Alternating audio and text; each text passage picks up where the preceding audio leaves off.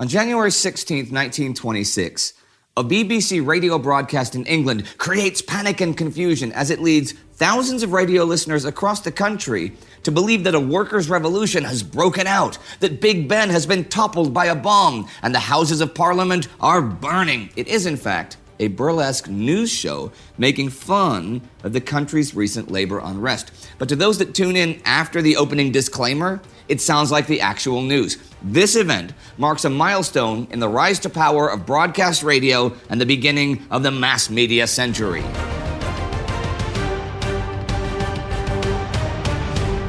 Welcome to Between Two Wars, a chronological summary of the interwar years, covering all facets of life, the uncertainty, hedonism, and euphoria, and ultimately humanity's descent into the darkness of the Second World War. I'm Indy Neidell. So this BBC show was fake news as a joke, which was perhaps somewhat traumatizing for those that were hoaxed, exasperating for those that had to clean it up, and embarrassing for the BBC, but in effect, it remained a pretty harmless and funny incident. Nevertheless, it was arguably the first event in history when broadcast media manipulated a large portion of the public to believe something that was absolutely not the truth. Fine, this is nothing new to humanity. Fake news has probably existed as long as we have, but what is new is the massive and immediate impact that it gets through technology that is instantly distributed to millions of people. From this day, in 1926 and on, the idea that you can move the masses very quickly with information technology will forever be a reality that can't be ignored. It will be one of the main tools for commercial brands, politicians, nations, and extremists to gain control of the hearts and minds of the masses. In the USSR, the German Reich, Fascist Italy, revolutionary China, and imperial Japan, it will be used to indoctrinate and control the population to support, or at least accept, oppressive, murderous, totalitarian regimes. But that is not where this revolution starts. Instead, it has its roots in a rush to freedom, fun, and commercial success in the land of unlimited opportunity, the United States of America. Okay, radio technology is not purely American invention. It's based on a series of innovations made by dozens, if not hundreds of people at the end of the 19th and the early 20th century. It started with the Scottish mathematical physicist James Clerk Maxwell, who posited the theory of electromagnetic waves in the 1860s. Then the German physicist Heinrich Hertz and British physicist Oliver Lodge proved and further defined Maxwell's theories.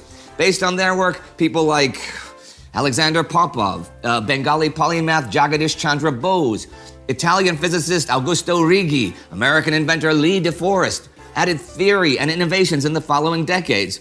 But finally, it's one of Righi's students, the Italian inventor Guglielmo Marconi, that creates the first functional radio telegraph in 1895. But that is just the beginning.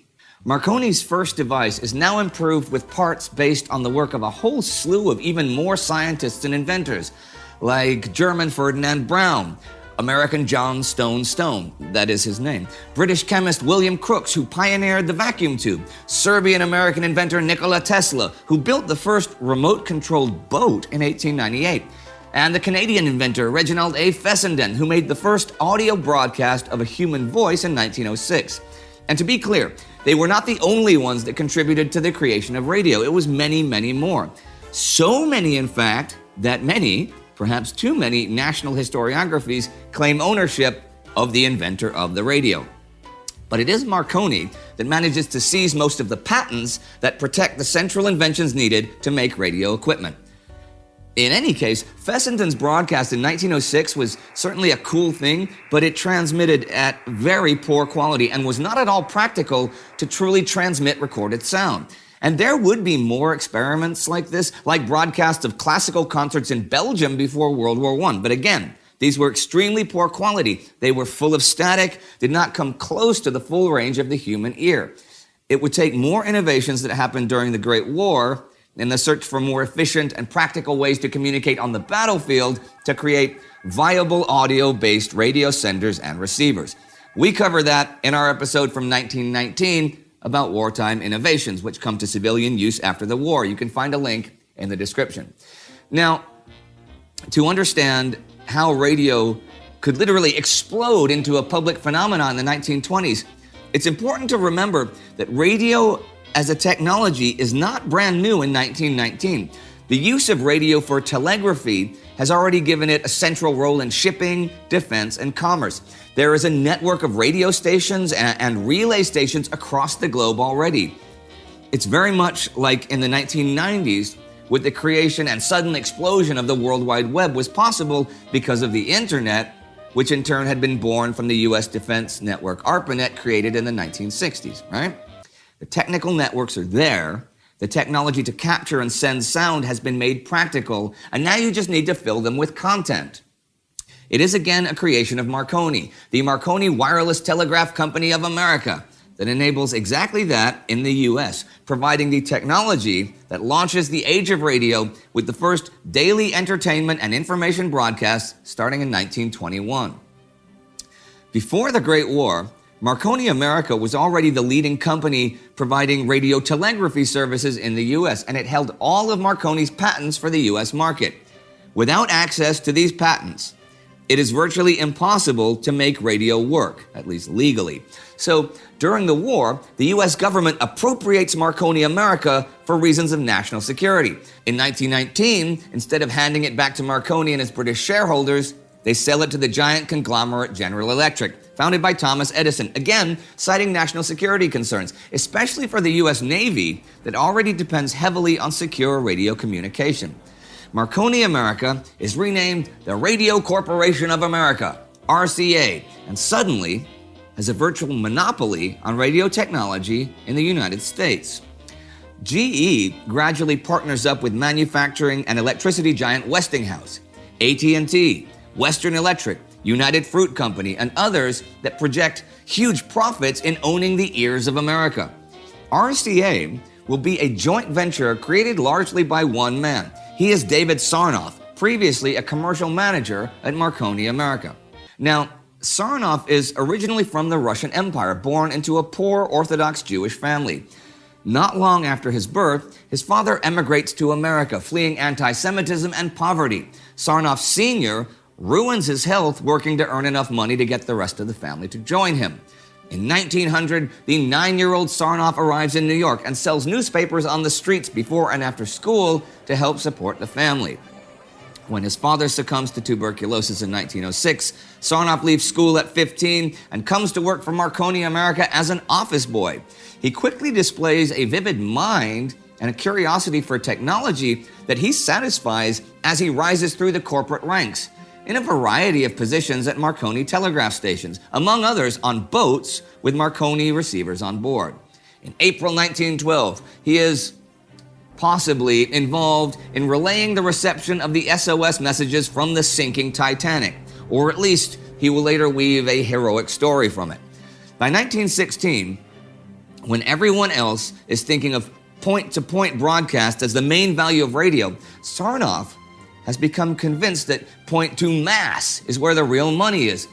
It's a fairly simple but revolutionary idea he has that will eventually be known as Sarnoff's Law, that a broadcast network's financial value rises in direct proportion with the number of users. In any case, he tries to convince his bosses already in 1916 that the world needs what he calls a music box. I feel a song coming on. A portable device to receive radio broadcasts that he believes will soon mainly be music. They don't bite. When GE buys the company, he hopes that the new owners will be more receptive and draws up a lengthy and extremely detailed proposal to make his idea reality. But GE also fails to see the value. But Sarnoff is not a man that is easily deterred. As radio stations start popping up around the country, using RCA's technology, of course, it is his ability to frame himself as the center of a great event that finally persuades GE to let him make his music box. In July 1921, he arranges for the use of RCA technology to broadcast a heavyweight boxing match between Jack Dempsey and George Carpentier, two of the top boxers of the era. The first $1 million gate in boxing history. At Boyle's 30 Acres, Jersey City, New Jersey, July 2nd, 1921. This was the first World Championship bout ever broadcast over the radio. Jack Dempsey advancing on George Carpentier. Carpentier is in trouble. Dempsey still belting away to the stomach. And down goes Carpentier. 1, 2, 3, 4, 5, 6, 7, 8, 9. He's up just in time. Over 300,000 people tune into the match, and the word quickly spreads that you can get sports on the radio now. During the winter of 21-22, demand for radio receivers soars in the U.S., and Sarnoff's career soars with it. Now, in early 1926, barely 5 years later, this has exploded into a massive new industry. The number of radio stations in the U.S. has grown from 5 at the end of 1921 to over 500. In fact, that growth happened mostly within 1 year till the end of 1922, and the industry is already consolidating. On the receiving end, there are now millions of listeners that have grown out of the 13,581 amateur radio enthusiasts registered in 1917. While the early radio enthusiasts were communicating mostly one-to-one and had mainly clicks and buzzes to broadcast and listen to, the ether is now full of news, music, comedy, drama, suspense, sports, and commercials. And it's partly the promise of advertising dollars pouring into the industry that will keep it growing at explosive rates, boosting investment into broadcast and receiver technology to make them better and more affordable. By 1934, 60% of all American households will have a radio receiver, and more than 90% of all radio stations will be selling ads. At first, there are no ads, though. Instead, many brands and companies found their own radio stations to broadcast their message mixed into entertainment. In 1922, more than a quarter of the stations are owned by manufacturers, retailers, and other businesses like hotels and newspapers. Educational institutions, radio clubs, civic groups, churches, government, and the military own 40% of the stations. Radio manufacturers own the remainder, using broadcasting simply as a way to sell radios. Now, that looks like a diverse market, right? But remember, it's RCA that controls the technology. By 1924, Sarnoff is at the head of RCA, and he starts to buy up radio stations around the country. Sarnoff now has another new idea: syndication. Again, it's fairly simple. You use the program produced for one station and share it with other stations with different geographical footprints. In 1925, he creates a subsidiary of RCA, the National Broadcasting Corporation, or NBC. And on November 15th of this year, 1926, NBC broadcasts go on air across the multiple stations of the network and their affiliates. Beginning tonight, you will receive a new thrill in radio. In the future, those engaged in productions will, through the power of radio broadcasting, with modern radio equipment, offer their talent, whether in song, drama... RCA has now evolved into a double monopoly, controlling both technology and broadcasting in a market that generates $60 million in receiver sales and $5 million in ad spending. In 2019 dollars, that is an aggregate market value of over $900 million, up from close to zero only 5 years earlier. But it isn't only in America that radio is booming. But while the American radio market is an El Dorado for corporate entrepreneurs, many other radio markets quickly come under the control of politicians and governments. German radio also goes on the air with tests in 1919. But here, the birth of radio is very much related to the political turmoil of the Weimar Republic.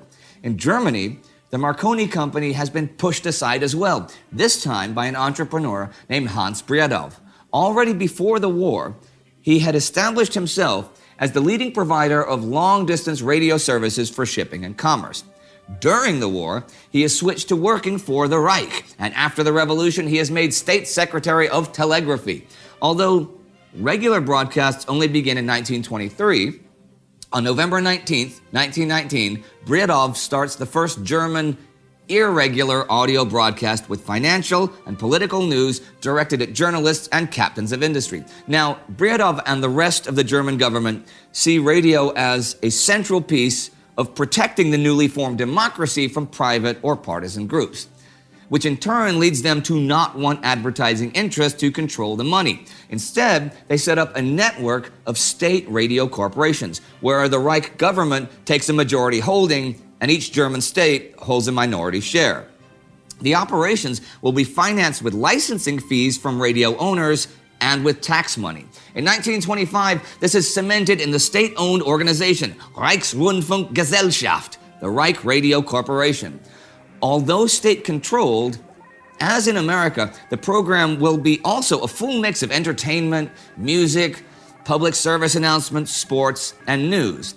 The radio in Germany now quickly becomes a ubiquitous part of everyday life. Already in 1926, there are more than 1 million registered receivers, and by 1930, 1/5 of all German households will have a radio. In urban areas, it's even higher.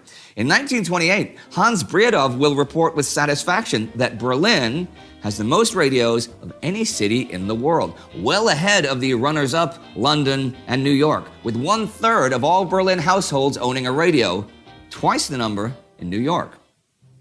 The German model is followed in many other democracies. In 1922, 1 year after the US, several countries go on the air, like Argentina, Canada, Denmark, and in the UK, the BBC starts to broadcast. Now, at first, BBC is a private organization owned by a large conglomerate of companies. But in 1927, it will be made a public service trust with a British monopoly on radio by royal charter. Finnish radio is founded in 1923, and France makes radio an exclusive part of the state-owned telegraphy and telephony company, right? In 1924, Sweden forms a state-owned radio network. Austria nationalizes private radio, started the previous year. In 1925, Hungary, Latvia, Poland, and Romania also join the radio age with state monopolies, and Mexico goes the commercial way. The same year, the International Broadcasting Union is formed in Geneva under the auspices of the League of Nations.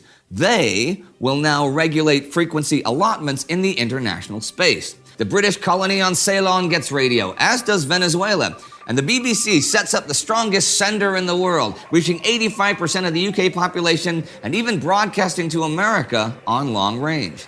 RTL is launched in a small duchy in the middle of Europe. And in the Netherlands, Philips launches a privately owned radio station, but broadcasts are controlled by a citizens' committee. In 1926, Estonia, Iceland, Lithuania, and Yugoslavia go on the air, and British Marconi start services in British India. That same year, a station is opened by the Beiyang government in Beijing. The Kuomintang follow with several stations in the south, but these radio stations will not serve a public general interest. They will serve as the propaganda voice of the two factions vying for control over China. And they are not the first to go down that path. Bolshevik Russia has started Soviet propaganda broadcasts to international audiences already in 1920, during the Russian Civil War, and expand this to their own population when the USSR is founded. The Soviet will control what information is to be disseminated with an iron hand, even dictating what music is permitted or not. In Japan, private radio initiatives are abruptly halted when, in this year of 1926, they are nationalized by imperial decree and broadcasts come under state censorship, also with restrictions on what kind of music is permitted. The same year, the League of Nations gathers several nations to examine how the growth of radio might pose a threat to world peace. It's hard to overstate the massive impact this all has on the world. It literally transforms the culture of the entire planet in less than a decade. If you knew Susie like I know Susie. Music can now be shared instantly to millions of young people that are already in the process of a youth revolution. Pop culture becomes a shared good, even across countries, enforcing the immense impact that cinemas are already having on common cultural experiences. It bolsters commerce, even in many of the countries with state radio monopolies, as people increase their awareness of choice and availability of entertainment and consumer products. The world shrinks as news from one side of the globe can now be transmitted instantly across the globe. The experiments with state-owned radio will largely work for public interest as intended, and the U.S. government will open the radio market by dissolving the commercial monopoly of RCA and NBC, forcing GE to divest their shares and releasing several of the Marconi patents in 1932. However, as is already happening in the USSR, Japan, and China, radio will also become a frighteningly effective instrument to control and manipulate entire populations, spread hatred and animosity between peoples, and prepare them for war.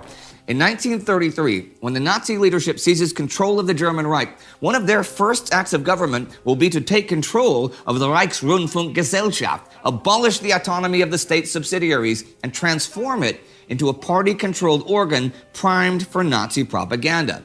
Hans Briadov, always a strong believer in radio as a public service institution to maintain an informed, democratic society, will resign his post at the head of German radio in protest, a move publicly welcomed by the Nazi Party that has already been agitating against him and his liberal democratic ideals for years. In August 1939, German radio will broadcast endless loops of fake news claiming that the Poles are provoking German sovereignty at the borders, murdering ethnic Germans in Danzig and Poland, and must be stopped at any cost. Deutschland, Sieg heil!